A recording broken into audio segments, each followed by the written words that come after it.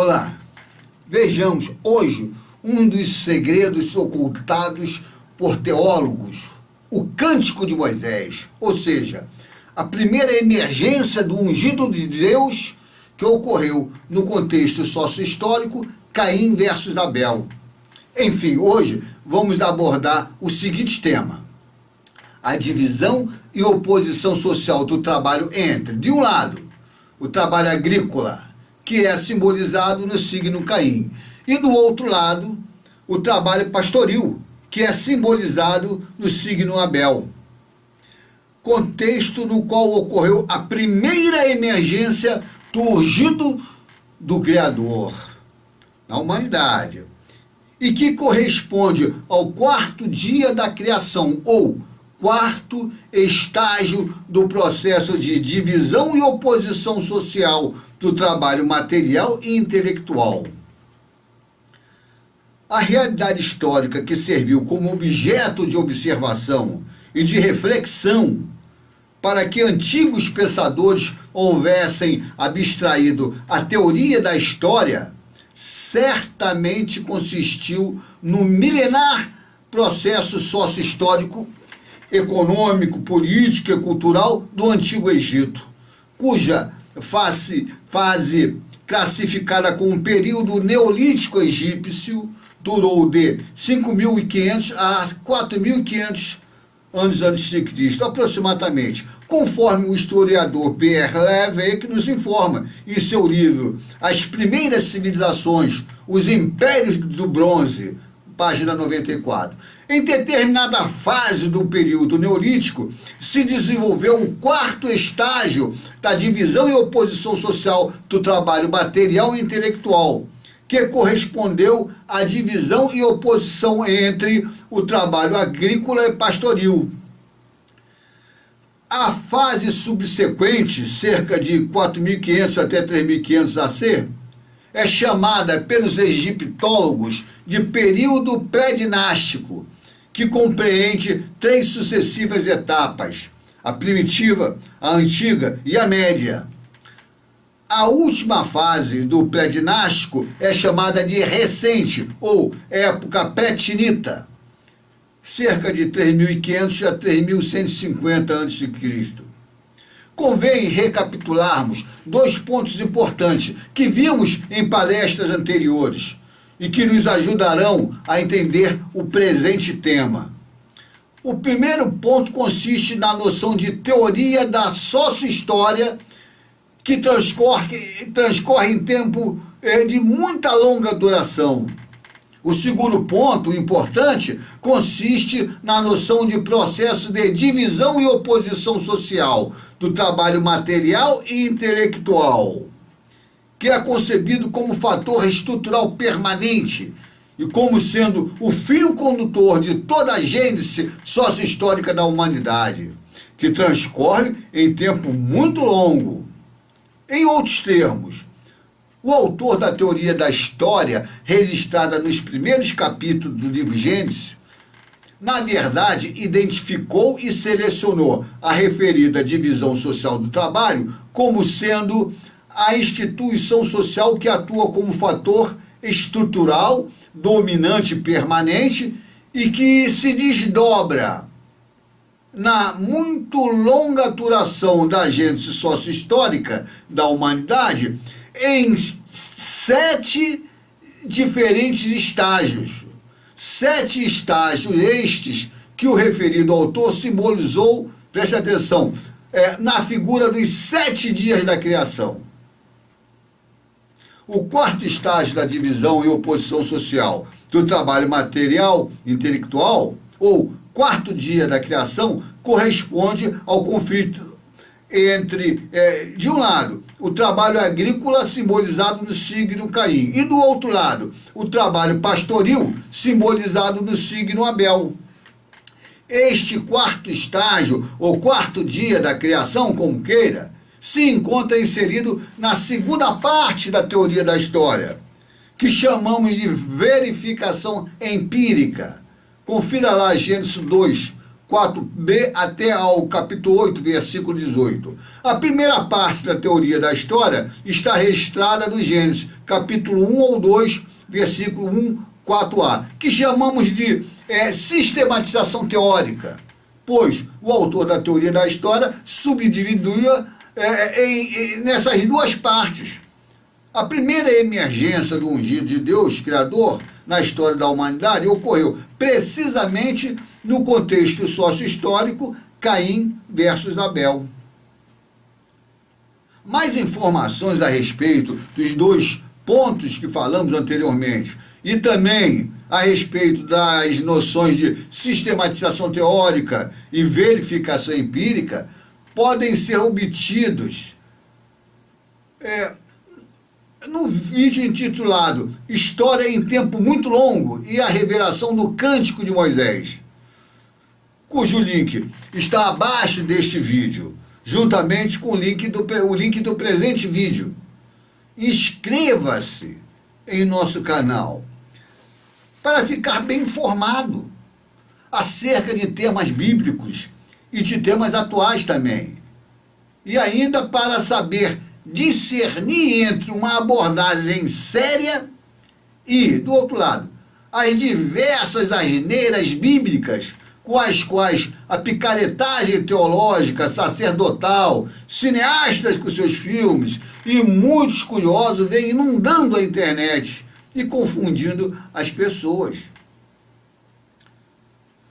O longo processo da divisão e oposição social do trabalho material e intelectual que precedeu ao desenvolvimento do quarto estágio desse mesmo processo, também o condicionou a desenvolver o conflito Caim versus Abel. Todo esse processo transcorreu ainda na esfera do campo durante o período neolítico egípcio.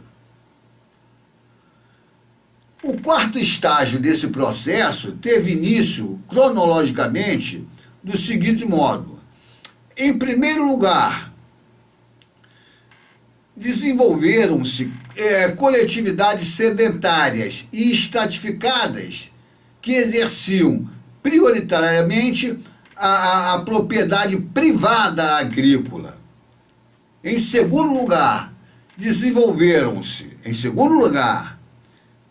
outra modalidade de comunidade no campo, ou seja, desenvolveram-se as comunidades nômades e igualitárias que exerciam prioritariamente a atividade pastoril. Este outro modelo se desenvolvera com característica de independência e mesmo em oposição às comunidades sedentárias e estratificadas já existentes. O autor da teoria da história atribuiu literalmente ao Senhor o fato deste fator haver ajudado ao incremento populacional e à respectiva geração de Caim. Isto porque o referido autor concebe o trabalho social, trabalho material articulado ao trabalho intelectual, como sendo o sujeito social e fator determinante básico de toda a gênese sócio-histórica. Ele representa esse fator determinante básico na ideia de Senhor ou Deus Criador.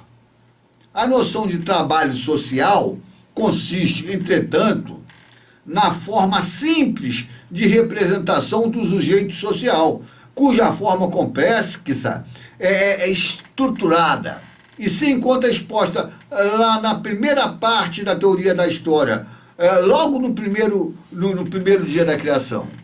Veremos esse sujeito estruturado em outra ocasião, ele é complexo.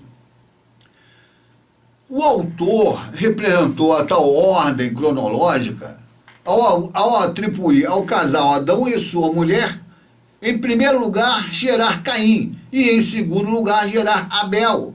A noção de divisão social do trabalho entre Caim, trabalho agrícola, e Abel, trabalho pastoril, está representada metaforicamente no signo Irmãos. Vejamos o texto em tela.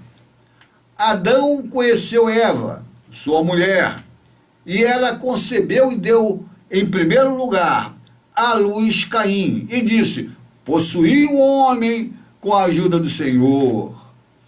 E deu, em seguida, à luz Abel, irmão de Caim. Abel tornou-se pastor e Caim lavrador.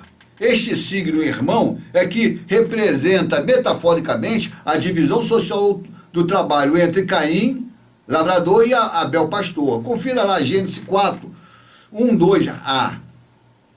O contexto sócio-histórico pertinente a essa divisão social do trabalho, numa mesma configuração espacial, a egípcia, condicionou, em dado momento do período neolítico, o desenvolvimento do conflito Caim versus Abel. Temos, portanto, dois lados em conflito. De um lado, o signo Caim representa os segmentos sociais que exerciam trabalho agrícola, em que já se desenvolvera a propriedade privada. E a hierarquização ou estratificação social, pois, conforme o exegeta da Bíblia, Ave Maria, esclarece, o termo Caim assemelha-se ao termo Cana, que significa adquirir. Confira lá, Gênesis 4, 4.1, e a citação pertinente no rodapé da página. Para representar de modo alegórico e velado a noção de propriedade privada agrícola, o autor da teoria da história associou, por um aspecto, o signo Caim enquanto noção de adquirir, de propriedade, e por outro lado, a noção de lavrador ligada ao nome próprio Caim. O signo Caim representa, enfim, os latifundiários e seus escravos. Aquela época já. Do lado oposto a Caim, o signo Abel representa os segmentos que exerciam trabalho pastoril. Era o nome de independente. E que resistiam ao desenvolvimento da propriedade privada em suas comunidades e respectivos espaços físicos que ocupavam. Pois eles valorizavam e vivenciavam segundo o modelo comunal de formação social. Para simplificar, vamos nos referir aos signos Caim e Abel, pressupondo que já conhecemos os seus respectivos significados, conforme já explicamos de modo bem abundante e claro. A arqueologia contribui muito com a sócio-história na muita longa duração, através das análises obtidas sobre a cultura material que os antropólogos encontram e coletam nos sítios trabalhados. A arqueologia contribui muito quanto à datação do material, mas também a respeito das características do estágio de desenvolvimento das primeiras aglomerações sociais egípcias. Por exemplo, ela contribuiu a respeito do período neolítico egípcio, na região do Vale, lá no Alto Egito, e no Fayum, região situada a 130 quilômetros a sudeste do Cairo.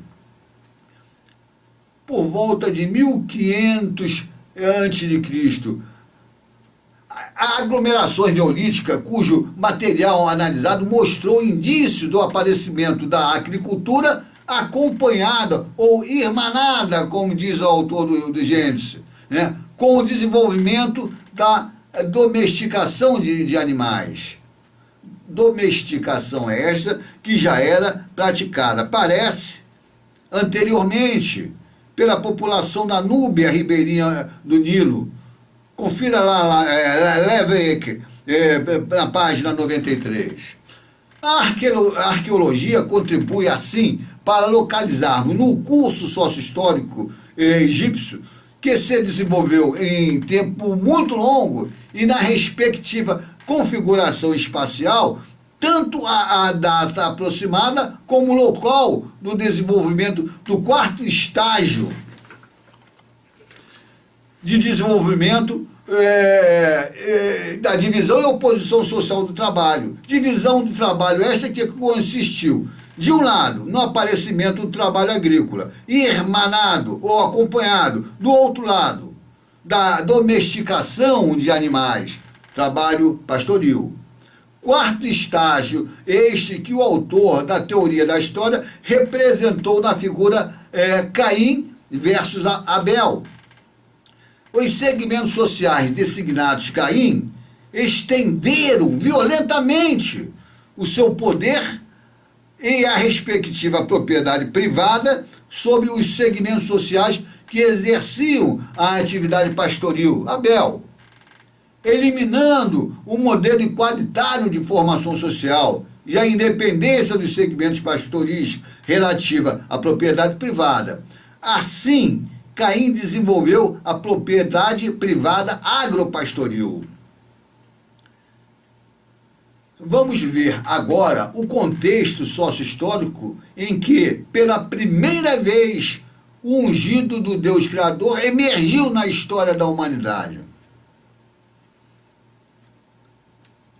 No contexto sócio-histórico Caim versus Abel, ocorrera a primeira emergência do ungido de Deus, Criador. Eles sempre enfatizam o Criador. Este ungido cumpriu o holocausto perpétuo, lutando até a morte em favor da libertação dos indivíduos que vinham sendo encadeados nas mentirosas doutrinas ideológicas que eram elaboradas e operadas pelos sacerdotes de então, os quais eram aliados ao segmento social Caim, ou seja, aos latifundiários daquela época. Doutrinas e sacerdotes este é representado na figura dos frutos da terra, como que oferecidos por Caim ao Senhor Deus Criador. Confira lá Gênesis 4:3. Mas esses sacerdotes e suas oferendas foram rejeitados pelo Deus Criador. O ungido de Deus lutou também em favor da manutenção da independência dos segmentos pastoris relativa à propriedade privada, que os segmentos sociais Caim impunham ao segmento Abel. Ou seja, o ungido lutou pela preservação do modelo de formação social igualitária, peculiar aos segmentos pastoris. O ungido pode ter sido a primeira emergência do deus Osíris, pois, conforme Levique, página 156, o culto de Osíris é atestado desde a época arcaica, dentro dos grandes sistemas teológicos. Em razão da luta de resistência liderada pelo ungido de Deus, Criador, esse líder e muitos dos seus fiéis seguidores foram perseguidos e mortos pelos sacerdotes e latifundiários Caim. O conjunto formado por sacerdotes e latifundiários é representado, em alguns casos, no signo Caim, com essa conotação. Neste sentido, diz o autor do livro de Gênesis: Caim disse a Abel, seu irmão, vamos ao campo. Logo que chegaram ao campo, Caim atirou-se sobre seu irmão e matou-o. Veja isso lá em Gênesis 4:8. A segunda emergência do deus Osíris teria ocorrido no contexto do sexto dia, o sexto estágio da divisão e oposição social do trabalho, a época da sexta dinastia, que é representada justamente na figura do segundo Enoque. Neste sentido, diz o autor da teoria da história, Enoque andou com Deus e desapareceu porque Deus o levou. Confira lá, Gênesis 5:24. Nesta ocasião, os teólogos e sacerdotes aliados às lideranças política e econômica, ou seja, aos faraós, aos nomarcas, aos vizires, etc., empregaram duas estratégias contra o ungido do Criador. Em primeiro lugar, eles mataram o Osíris histórico e muitos de seus fiéis seguidores, cujo objetivo foi neutralizar o movimento social revolucionário e libertador liderado por Osíris, no sentido de transformar a perversa realidade existente egípcia, de natureza injusta e violenta, para uma forma mais justa e fraterna. Em segundo lugar, os sacerdotes adulteraram, como estratégia ideológica de combate, o revolucionário sentido original da doutrina de Osíris e forjaram uma doutrina falsa, na qual exalta um falso Osíris, que é apresentado travestido de entidade metafísica, que vive nesta suposta dimensão e que ali é Deus dos mortos. Confira Levesque, página 137 e 138. Voltemos ao contexto Caim versus Abel, que corresponde ao quarto estágio ou quarto dia da criação. O ungido de Deus, em particular, e de modo geral, também os seus fiéis seguidores, estão representados no livro Gênesis, na figura dos primogênitos do rebanho e das suas gorduras, os quais emergiram como a principal resistência em favor da manutenção da localização social Abel, que representa a valorização do modo de existência igualitária, pastoril, nômade e independência, e que resistiam ao desenvolvimento da propriedade privada. Assim, o ungido do Criador e seus mais fiéis seguidores, simbolizados na figura primogênitos e respectiva cultura, então foram como que oferecidos pelo segmento social Abel, em oblação ao Senhor Deus Criador, que é o trabalho social. Note que Jesus cognomina Abel como o justo. Confira lá em Mateus 23, 35. Mas reunindo na figura de Abel, sobremodo, o ungido do Criador e seus fiéis seguidores, mas também o próprio segmento social Abel. Ao contrário dos frutos da terra, ou seja, a podridão sacerdotal, suas religiões e doutrinas, sua hierarquia, tudo, oferecidos por Caim e rejeitado pelo Senhor Deus Criador, este mesmo Deus olhou com agrado para Abel e sua oblação, ou seja, olhou com agrado para os primogênitos do rebanho e das suas gorduras, que simbolizam o ungido de Deus e seus fiéis seguidores. Este é, em parte, o resumo do seguinte texto, está lá na Bíblia. Passado algum tempo, ofereceu Caim frutos da terra em oblação ao Senhor. Abel, de seu lado, ofereceu dos primogênitos do seu rebanho e das gorduras dele. O Senhor olhou com agrado para Abel e para a sua oração, mas não olhou para Caim, nem para os seus dons, ou seja, os frutos da terra. Caim ficou extremamente irritado com isso, e o seu semblante tornou-se abatido. Veja lá em Gênesis 4, 3, 5. Um quadro aproximado ao modelo do conflito Caim versus Abel pode facilitar nosso entendimento a esse respeito. Nesta direção, podemos compará-lo, guardando-se as devidas diferenças evidentes, com o conflito entre, de um lado, o governo do sultão anglo-egípcio, ou seja, sob domínio da Inglaterra, e do outro lado, os povos sudaneses, pastoris, Nuer, Tinca, etc. Isso ocorreu por volta de 1930. Esses povos ainda representavam, no Sudão meridional, o antigo modelo de existência pastoril, independente igualitário, resistente ao desenvolvimento da propriedade privada e ao poder centralizado.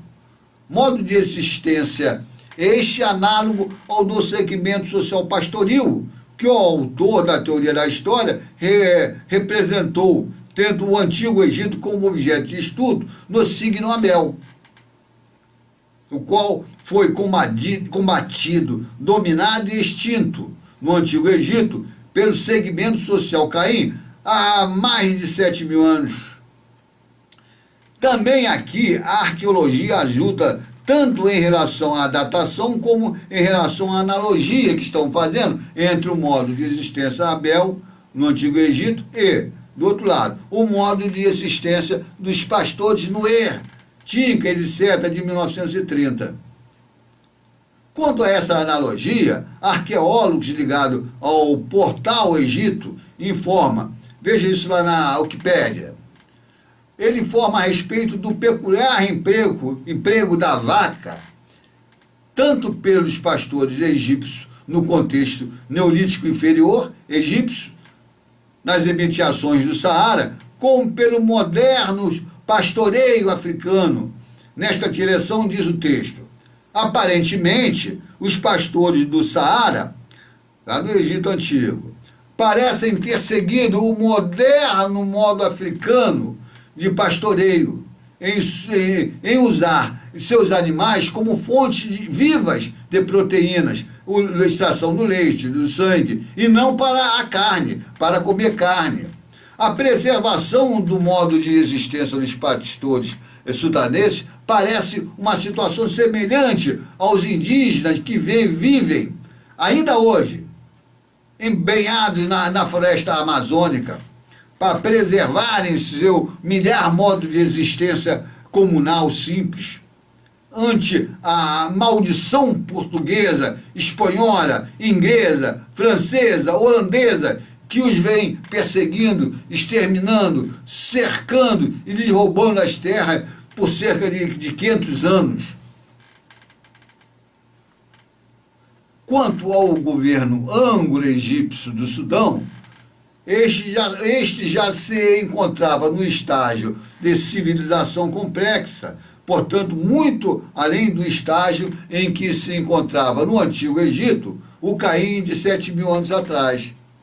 O referido governo financiou o antropólogo Evan Pritchard para investigar antropologicamente, mas era uma investigação, de 1930 a 1936, os povos pastoris sudaneses, porque esses povos, sobretudo os Nuer, resistiam à dominação que o governo inglês queria lhes impor, já fazia muitos anos, apesar das diversas operações militares feitas por esse governo contra tais povos, muita matança, muita desgraça. E Evan Pritchard descreveu o resultado da investigação em seu livro Os Nuer. O editor desse livro esclarece, na contrapágina, assim, os Nuer são um povo do Sudão Meridional, habitando uma região pantanosa entre os dois rios que desembocam no Nilo. Agrupamento predominantemente pastoril, contudo, um dos aspectos mais curiosos do seu modo de existência é que este se desenvolve dispensando liderança de toda a espécie em um ambiente que poderíamos chamar hoje de amplamente democrático. Trata-se de uma estrutura política que funciona adequadamente, embora não disponha de governo, nem de instituições legais. Podemos acrescentar a este esclarecimento que os Nuer vivenciavam, ao menos até a época em que foi estudado por Evans Pritchard, um modelo igualitário de formação social. E não existia estratificação social, nem a propriedade privada da terra, pelo menos nos moldes da propriedade privada agrária. E muito menos a figura do latifundiário existia. Vejamos agora a aldeia como estágio de transição do campo designado Caim para a cidade designada Enoque. A aldeia é uma passagem. Vimos que Caim eliminou a independência, a resistência à propriedade privada e o modelo qualitário de formação social dos segmentos sociais da Abel. Após esta eliminação, desenvolvera-se uma etapa de transição, que foi a aldeia, e que o autor da teoria da história simbolizou no termo Not. Etapa de transição entre dois lados. De um lado, o quarto estágio, ou o quarto dia da criação, da divisão e oposição social do trabalho, simbolizado no Caim, então já absoluto com a eliminação de Abel, mas ainda na esfera do campo. Então, estágio de transição para o outro lado, e consistiu no quinto estágio, o dia da criação, e que correspondeu à criação da cidade, cujo referido autor nomeou de Enoque. Este quinto estágio compreende também o processo de complexidade desenvolvido no interior de cada cidade e no conjunto intrinsecamente articulado das diversas cidades na mesma macro configuração espacial egípcia. O autor em tela representou alegoricamente a etapa de transição em apreço nos seguintes termos.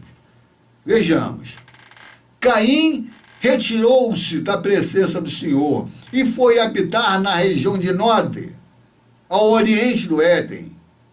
Caim conheceu sua mulher, ela concebeu e deu à luz Enoque, e construiu uma cidade, a qual pôs o nome do seu filho, Enoque.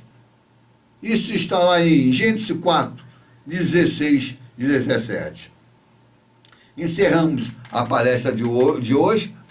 Agradeço a atenção dos senhores e não esqueçam, inscreva-se em nosso canal para ficar bem informado.